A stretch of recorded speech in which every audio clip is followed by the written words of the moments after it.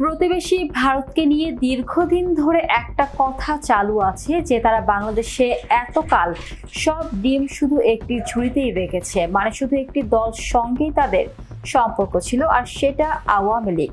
কিন্তু 2024-এর 5 আগস্ট বাংলাদেশে যে নাটকীয় পট পরিবর্তন ঘটে গেছে, সেই ঘটনার প্রবাহ বিএনপির সঙ্গে ভারতের সম্পর্কে একটা বাক বাদলের অবকাশ তৈরি করেছে।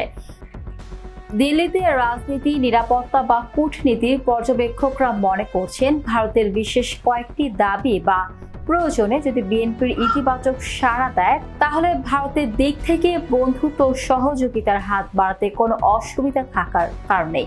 যেহেতু কোণঠাসা আওয়ামী লীগের চট করে রাজনৈতিক কামব্যাকের কোনো লক্ষণ দেখা যাচ্ছে না এবং বাংলাদেশের পরবর্তী নির্বাচনে বিএনপির ভালো ফল করার যথেষ্ট সম্ভাবনা আছে, তাই খালেদা জিয়ার দল যে ভারতের জন্য এই মুহূর্তে সেরা বাজি এবং সম্ভবত একমাত্র বাজি, সেটাও তারা কেউ কেউ মনে করিয়ে দিচ্ছেন।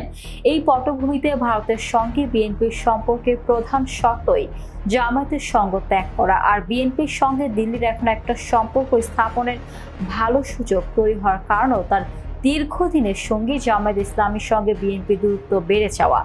ভারতের দিক থেকে সম্পূর্ণ অন্য একটি কারণেও বিএনপির সঙ্গে দিল্লির এখন একটা সম্পর্ক স্থাপনের ভালো সুযোগ তৈরি হয়েছে, কারণ দীর্ঘদিনের সঙ্গী জামায়াত ইসলামীর সঙ্গে বিএনপির দূরত্ব বাড়ছে।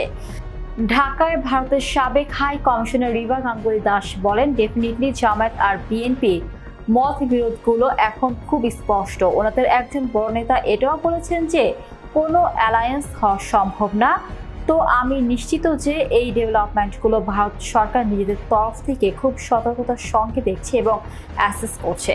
ভারতের পররাষ্ট্র মন্ত্রণালয়ের বাইরের কোনো দেশের অভ্যন্তরীণ রাজনীতিতে হস্তক্ষেপ করার এমনিতেই কোনো কারণ নেই, তবে বাংলাদেশের ক্ষেত্রে পরিস্থিতি অবশ্যই কিছুটা ভিন্ন।